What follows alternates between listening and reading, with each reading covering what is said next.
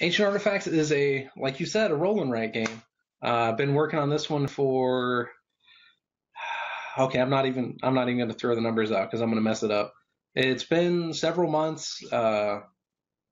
Firstly, it's a game based around the idea of what if Indiana Jones was a roll and write game. So you're going to different locations, you're going to the jungle, you're going out into the ocean, you're going deep into the nasty desert, and you're doing research, you're trying to find these things, you're talking to the natives, you're digging, you're diving, you're exploring, and you're trying to find these three uh, great artifacts. But because this is archaeology, you're it's not that getting those artifacts are the end all be all into the game, because it's a brutally difficult game. Jason cusses me out every single time he plays it because it's a tough game. It beats you up. It tries to force that end and kind of stop the game on you. And so the winner is actually the person who comes away with the most prestige and the most leftover money. In the game, you earn prestige for completing research, for getting another step done in your dig, dive, explore, and then you also have money to spend for different actions, different bonuses, and even for following other players and copying off of the work that they're doing. BJ from Board Game Gumbo here, back with Gumbo Live, talking with Derik Duley. Hey, Derik, could you turn down your sound a little bit, because Dave says he's picking my sound back up through your speaker. See if that works. You got it, bud. Better. Okay, good. Yeah, we're back on Gumbo Live. Got Derik Duley from Lagniappe Games talking about ancient artifacts. Now, I called it a write and roll, and you called it a roll and write. I love rolling dice and taking names, and Marty loves calling it write and roll because he says it rhymes with rock and roll, and it sounds more fun. Yeah. So that's fair. What's going on with these? I mean, there's been just an explosion of these write and rolls or roll and writes, and you've been kind of a part of that. I've been noticing that you've been playtesting other people's games, or having their games, playtesting yours. What do you think is the fascination with this mechanic? There's so much. There's so much, because it's what I'm seeing with it. Most people either love dice or they hate dice, and typically they hate dice because it feels too random. Generally, it's not a system where it feels like you have control over what's happening. And a lot of roll and write games or write and roll games, they kind of give you that thing to do with dice other than just roll and look for a number. They give you control. They give you a system to use with that dice. And at the very least, I know that's how I design mine. And most of the roll and writes that I've been working with, like Benny Sperling, prolific sucker, man. He comes out with tons. That's generally the plan is, okay, how can we give control and make these rolls matter? But more importantly, people are figuring out that, oh man, I've got this pad of paper, or like what happened with me, I saw Octodice and saw the extra tiles that kind of make a board to work with, and I was like, oh my gosh, it's not just dice and a pad of paper. There's other things you can do. There's other ways that you can track and then still use that sheet. And it gives you so very, very many options for, as I said, control, permanence. Man, you think it's cool now, the way that it's blowing up and it's popular? Just wait until next year. There's going to be some amazing games coming out next year because people are starting to figure out that you can do so much more with the genre.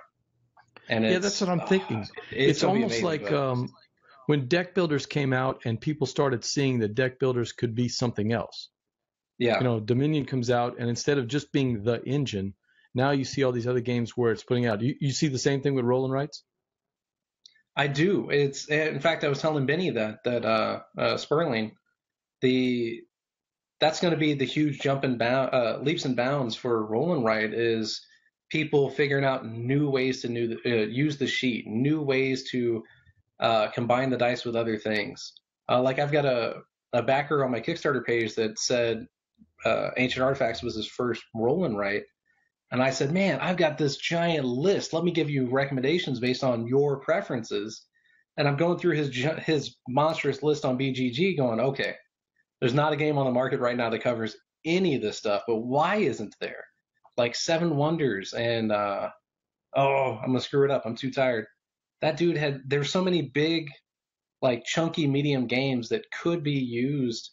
The mechanisms, the storytelling process, that was his thing. He's like me. He really enjoys story. There's no reason you can't do that with a pad of paper and dice. So you talked about a list of games. What was the first one you played? Do you remember? I'm sorry? What was the first one you played? Do you remember?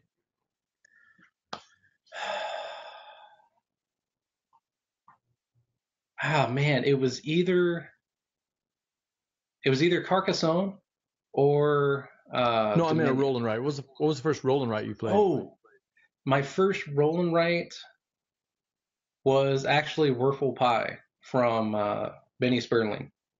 It was a thing. Ryan Sanders tried getting me into roll and writes like 2.5, 3 years ago.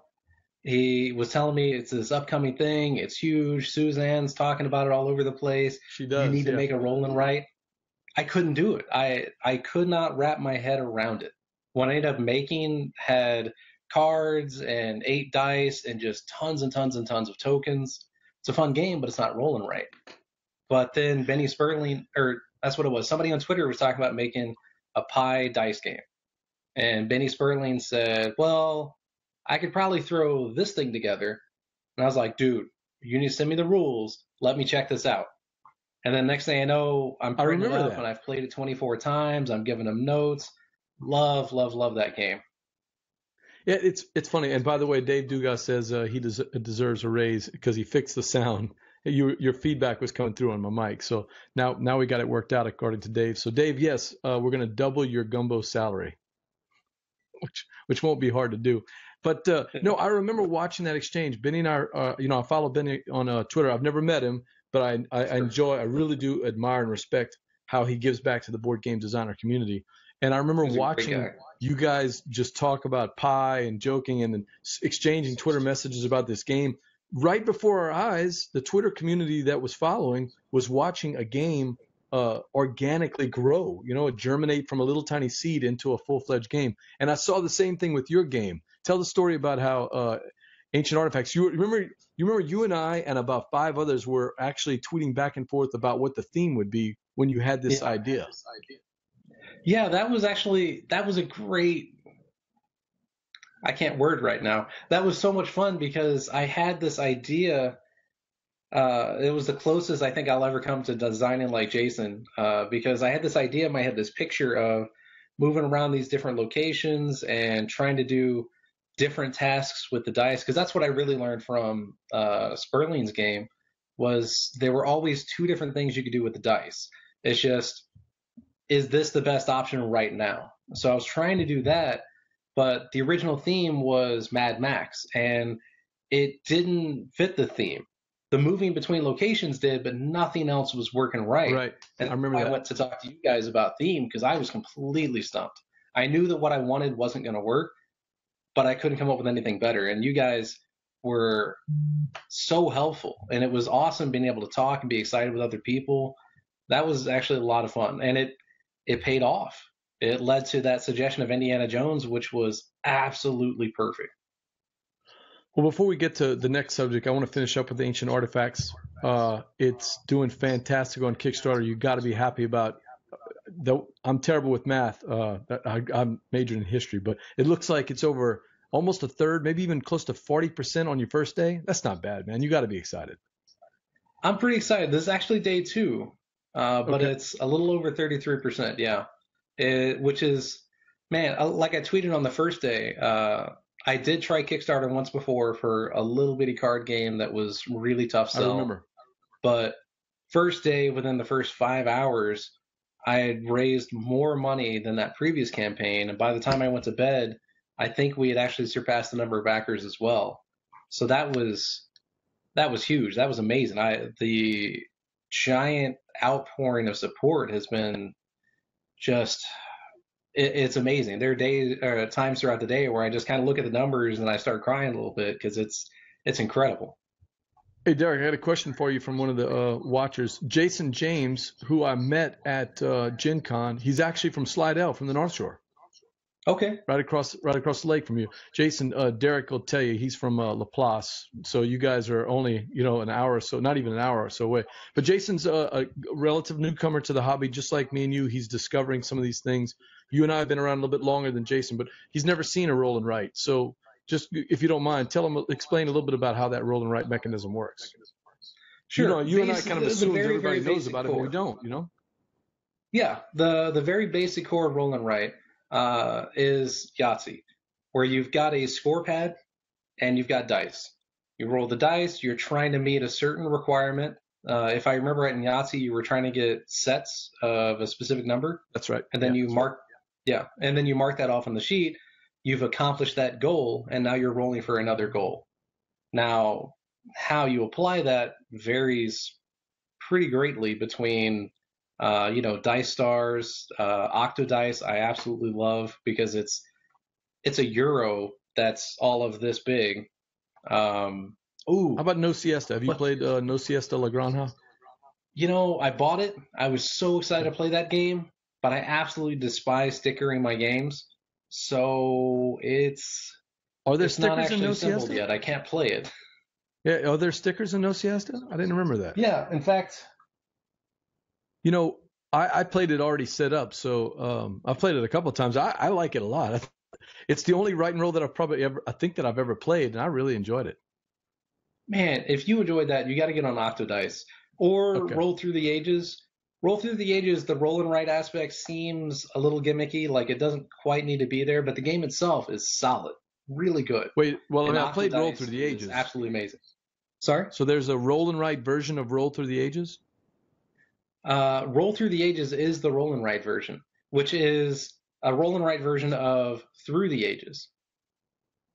Oh, I'm mixing it up. I'm sorry. I'm thinking of Race to the Galaxy and Roll for the Galaxy. Yeah. Okay. Yeah, I have not played Roll Through the Ages. Okay, so it's a write and roll version of Through the Ages. Okay. Now I got it. Sorry about that. I got mixed up there for a second. Because It's I actually really by did like. Matt Leacock. Sorry? Yeah. No, go ahead. Matt Leacock. It's by Matt Leacock, who is the guy behind, Pandemic and Pandemic the Cure. So he's a dice monster. That guy can do some dice games. Yeah, so hopefully that answers Jason's question. Look, BJ from Board Game Gumbo here. We're back with Gumbo Live. I've got Derik Duley here from Lagniappe Games talking about ancient artifacts. You were saying great first 2 days on ancient artifacts. The Kickstarter models. You get a nice chunk, 33, 40% the first day or two. Then you get another 20 or 30% during that long stretch of the campaign. And then hopefully you hit it with that last week. As the models look pretty good for you right now then, right? If we can get the word out. Yes, sir. Yeah, they're looking pretty good. I would love to hit some stretch goals because I've had to cut back the number of sheets in the game just because they're extremely expensive to print, and I wanted to make sure it was a reasonable price. But I would love to be able to get more sheets in there for people because not everybody wants to laminate their stuff. I hate laminating my stuff. I love having just that piece of paper and having a pen or a marker and going to town on it. And once you're done, you can say, aha, I have this thing. I did it. So, yeah. No, that's exactly right. I think people like that. And then I saw that one of the stretch goals was actually, some upgraded dice? Is that right? Yes, sir. Right now I'm having to do screen printed to, again, cut back on those costs, but still give a good product. So if we get just a little bit higher, I think I've got it set at 13,500, then we're going to do the custom imprinted dice instead, which I know most people love their custom chunky dice. And I'd love to give that, but as it is, the money is super tight on this one just because I wanted it to be really affordable and reasonable. So we got to hit just a little bit over to hit those custom dice.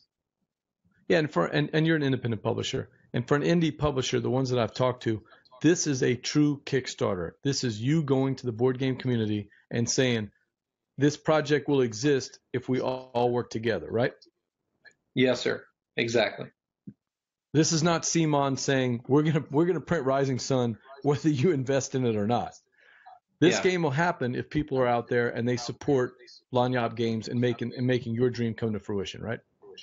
Exactly. That is the only way that it'll work. I mean, the print and play version will be out there. I don't mind. I love having that out there, but the game won't be real, won't be a final print without the help and support of the community.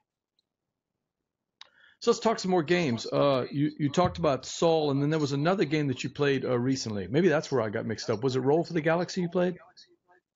I did. That was on when I was in Hawaii for my 10-year anniversary with my wife. I had this pile of solo and 2-player games. We were so stinking busy, man. Literally, the only thing I got played was Tiny Epic Galaxies, and that was because one night I was like, no, babe, I'm exhausted. I am sitting down and playing a stinking game. Right, right. And that, by the way, is another game that's dice, tons of dice, chunky rolling all over the place that I just love, love, love. Yeah, you're a dice guy, Have you man. played it? No, I've only played Tiny Epic Western, and I got That's to play good. Tiny Epic Quest at Gen Con. Sure. I love Tiny Epic Quest. I grew up with Nintendo. My wife and I played Zelda when we were first married, and we didn't have a lot of money, so playing little video games was a lot cheaper than going to the movies or anything else. We played the heck out of Zelda, and that Tiny Epic Quest. I think Scott. So far of what I've seen, this is Scott's best game. I mean, I really enjoyed playing Tiny Epic Quest. But like I said, I've only played the two. Dustin, one of the crew guys, is a big fan of the one you mentioned, Galaxies. I think he's got the new expansion for it, and he's been playing it a lot. Yeah. I've got the expansion. I haven't been able to get to the table because, like I said, I just haven't been playing much. But yeah, that's one of my favorite games. But Scott Holmes, man, that guy puts out so much stuff, and he's just getting better and better and better every year. That's what it seems like. DJ from Board Game Gumbo here, back with Gumbo Live. I've got Derik Duley here on the Gumbo Live. We're talking about some of his favorite games, right and rolls. We talked about ancient artifacts. Are you a Tokaido fan? Are you an Antoine Bozov fan? I do. Takenoko. Tokaido's the one with the. He's got Seven Wonders, Takenoko, Hanabi, a million games. Tokaido was the one with the little figures that went all the way across the page. On the path, yeah. And you're supposed to stop at each one. The reason I'm asking you about it, whether you played it or not, the reason I'm asking about it, today in Board Game News, it came out that Funforge, who publishes Tokaido, is going to put out a fifth year anniversary edition for it. They're going to upgrade the graphics. They're not going to change the game in any way. They're going to upgrade the graphics, brighten up the board, do a bunch of fancy stuff. There's been some chatter, though, because 2 years ago they came out with the Tokaido Special Edition, and you may have seen that in the game stores. Yeah. So there's some people saying, okay, well, I just dropped $100 on the Special Edition, which has got beautiful figures. Now they came out with this new edition that's going to be coming out with 5th edition, and essentially not changing the game in anything. I'm not even sure if it's going to be compatible with the expansions until they've already. I think it'll play with them. It'll look a little strange because you'll have these upgraded components here and then your old things.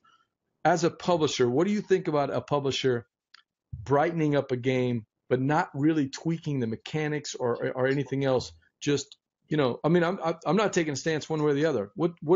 How do you feel about a publisher republishing a game like that as sort of a second edition when in reality it's more just kind of a dressed up edition? It's really tough. In that situation, Tokaido was a gorgeous game to begin with. And like you said, they released that the special collector's edition thing with the $150 box, the giant figurines, everything was a little bit bigger. Big, beautiful game. From my perspective, they don't need to put out a new version because they already had an excellent product. I've seen a lot of games where the first print was either really low quality art, like, not to call them out too bad, but like Tiny Epic Defenders, if you've seen that one, the very first Tiny Epic game. I know the one you're talking about, yeah. Ugly game. I'm not to be too mean about it, but it's pretty darn ugly. If they wanted to reprint it with new upgraded art, which they are actually doing from what I just heard, they're releasing a second edition basically of that game. That makes total sense. You're putting out an old product that's, I think it's out of print now because they've been selling it like hotcakes. So you're going to upgrade the art. You're going to get a new print going. That makes perfect sense. And the situation of, like I said, of a game like Tokaido, you've already got an excellent product. There's no reason you couldn't simply do another print run instead of releasing a whole new version, especially if you're not fixing a problem in the old game. Like if you look at all the different versions of, oh darn it, I'm forgetting the game. That's not helping. Sorry. It was that Galaxy game. It was everybody's got starts off with the 3 to 4 planets with all the ships, and you're negotiating and trying to. Twilight Imperium? What's that? Twilight Imperium? No, it's a casual game. It's been around since the 70s. There's Cosmic been like Encounter? 8, 9 different versions. What's that? Cosmic Encounter? Yes.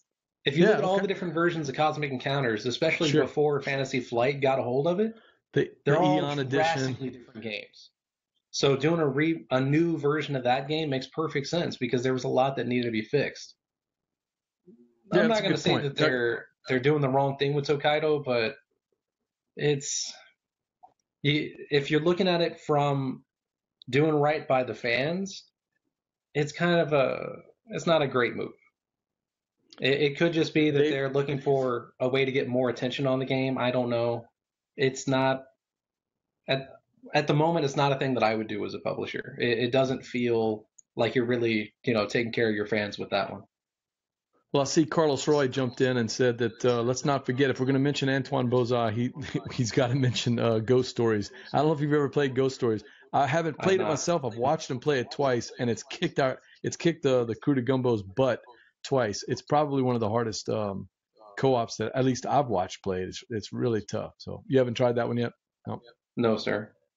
Okay, that's fine. Yeah, unfortunately, there's a lot as tough as Ancient Artifacts. So what's that? What's that?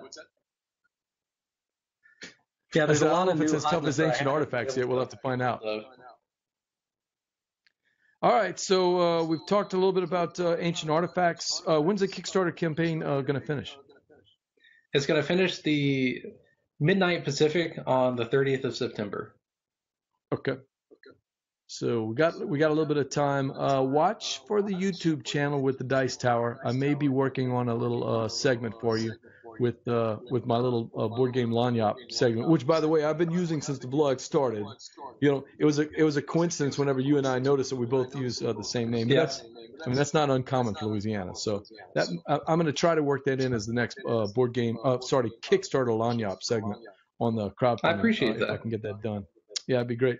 So I want to do a little game. Your buddy Jason Dinger. Oh, before we get to the game, Jason Dinger, you met him at a convention recently, isn't that right? You guys actually finally got to meet. Yes, sir. Yeah. So how was Unpub? Unpub was great, considering the only convention I had been to before. Well, it's sort of a convention. Was this little thing in LA where you've got several thousand people who are completely disinterested in each other. It's a weird game convention. And then you go to Unpub, everybody's friendly, everybody's talking, everybody wants to play everything. It was really great, let alone the fact that, LA, completely flat architecture. Louisiana, completely flat architecture, because they both have to be. Then all of a sudden I go to Baltimore, and my hotel, you walk out the lobby, and then you spiral down the freaking driveway, and then all of a sudden you're in line with the basement of the hotel, and you're heading off to the convention center. It's like, what is going on? Right. Anyway, right. That was an adventure, let alone the people and just days of no sleep and trying to meet everybody and talk to everybody, getting hugs from Jason. I mean, it was an adventure. So Dave wants to know, when is Derik and Jason going to get together and make the ultimate Louisiana-themed game? I'm thinking Mamu the card game. I want to so bad. You have no stinking idea. Like I said in my interview with Benny Sperling, man, I've been trying for almost 5 years to make any game that had anything to do with Louisiana, and I just have not been able to do it. And then I meet Jason, and he's got 8 just sitting around waiting to be worked on. He's on fire right now about this Acadian-themed game, and I think he's on to something, man. I'm really excited about what he's doing with this Acadian game. Yes, sir. Yes, sir. I like it.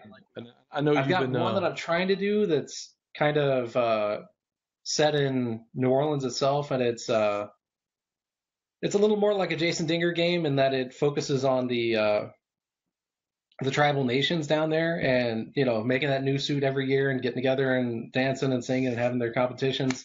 I really want to make. I just think that would be a great game. At the very least, it'd be a very, very pretty game. Just there's so much going on. It's tough getting traction on that thing.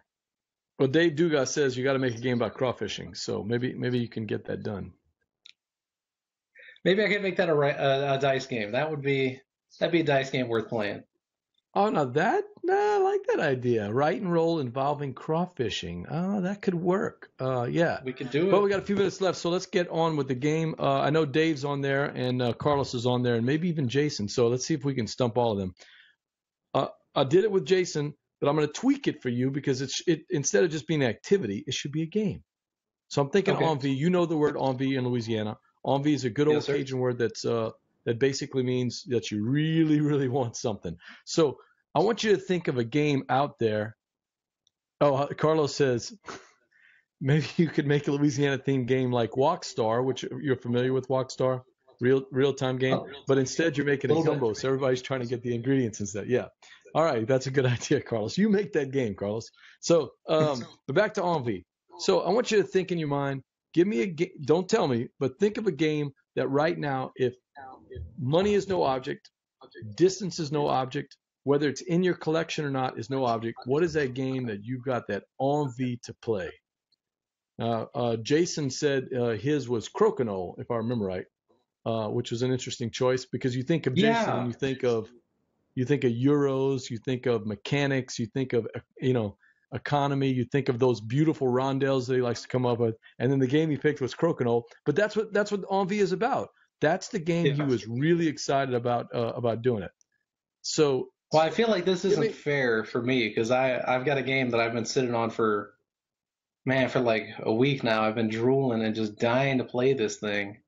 Don't tell us because I'm going to see if I can beat Dave and Carlos and Jason into figuring out. So we're going to do 20 questions and see. So my first question, let's see how I'm going to keep track of this thing. Maybe I can use my signed copy of Dragon Island here from Mike Fitzgerald. Woo! I got to meet Mike last week. So see if I got some kind of chip I can use. So my first question is it a cooperative game? No. No, it's not a cooperative game. All right, so that's question number one. Well then, does it have dice in it? Not yet. I don't think it does. No. So the present game is not a.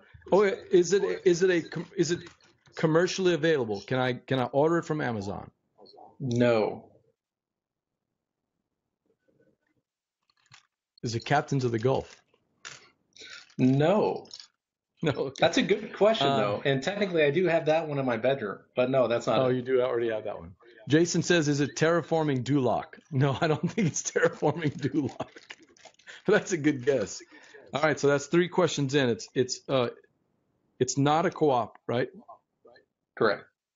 It is commercially available, and it doesn't have dice yet. It's not commercially available. A game board. What's that? Does it have a game board?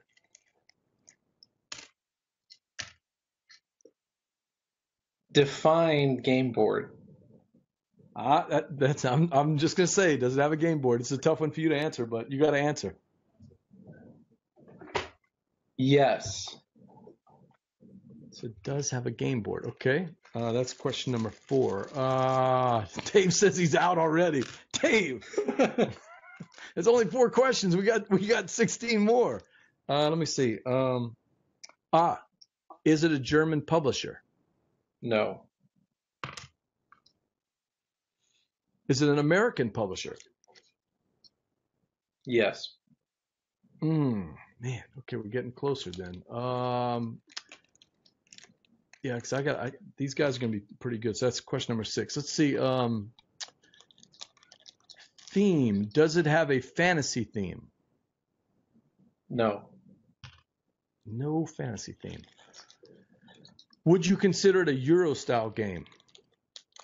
Yes. Okay, so that's question 8. So a Euro style. Carlos wants to know if it's Cthulhu Lawn Darts Legacy. Okay, no. I don't think that's a serious question there, Carlos. And this is a serious television show here. Very, very serious topic. Let's see. So it is a Euro. It is a Euro game. Oh, is it a game? Have you ever played this game before? No. No. Good. Has it come out within the last 10 years? Well, hang on. Remember, it's not commercially available yet. Oh, it's not commercially available. No, sir. Oh, I So misunderstood. I'll you. let I you thought back said up it on that was. question. What's that? I'll let you back up on that question. Yeah. Okay. So it is not commercially available. No, sir. Dave says Charterstone. No. Goodness. Good guess, but no. No. Okay, so that is one. That's one on your radar then, right? It is. I love the idea of legacy games, and the fact that that one's supposed to teach itself as you progress through it is something I'd love to do as well. So I'm definitely keeping an Pandemic. eye on it. And I hear the solo is pretty good, but that's Is it not Pandemic the Legacy game for Season this. 2? What's that? Is it Pandemic Legacy Season 2? No, sir. All right, this is from Carlos. Carlos wants to know if it's founders of Gloomhaven. No. I've got a friend who is super stoked about that, but that's not this game. It's not the Envie game. Man, I'm running out of guesses here. Let's see. That is 11 guesses for me. Let's see. Not available yet. Oh, was it demoed at Gen Con this year? No, Man. because not everybody can make Gen Con. Yeah, that's true.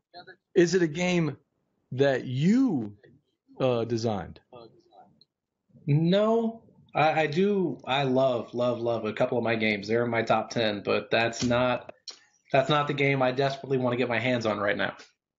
Okay. Is it from a first-time designer? It's not his first project, but he is new to being published. Wait, come back again. Say that one. The game that I really my Envie game is not this designer's first published game. It's not his first project, but he is new to being published. Okay, I'm going to use Jason's question. Is it a Benny Sperling design? No. Good question, but no. Dang it, Jason. I used your question. Man, I have 6 left. Man. Man, I thought for sure you were going to have this inside of like 3 questions. So Really? This is a lot of fun. Yeah, you're making me feel bad now. Let me see. So it would be. So he's been involved in a game before, but he's never been published himself. Involved in a game before. Man. And is it signed? Is it signed with an American publisher? Unofficially, yes, it has been offered, but there's not a contract yet.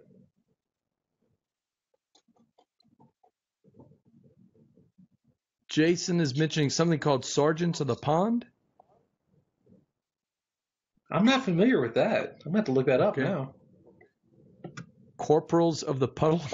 What is that? I'm not even sure what that is. Are those real games, Jason? So Carlos wants to know, is it a Renegade game? No. Okay, so the potential contract's not with Renegade then. Man, I've got 5 questions left. And it's not fantasy themed. You already told me that, right? Correct. It does have a Euro mechanism. Is the theme an American theme? Yes. Is it about the Wild West? No. So it is an American theme, but not about the Wild West. So American theme, Euro style game, a newish designer, a sort of board, not commercially available yet. Oh, Jason, that's it. Is it Pipeline? No. Is that American? I thought that was going through a German publisher. You know, I don't know who the publisher is. Dinger would know. Jason says it's being published. It's Ryan's game. Capstone, yeah, that's an American publisher. He says Capstone has the contract with it for 2018. I guess. I thought they were doing the localized version. All right. I got 3 questions left. So number 17, is it going to be, is it on Kickstarter? Or has it ever Not been yet. on Kickstarter? What's No, that? sir. Never No, been sir. on Kickstarter. Dang it, Jason. I got 2 questions left there, man. Even Jason is saying he's stumped. Well, I thought Which Pipeline Jason? was going to be it. What's that? Which Jason? So Jason Dinger.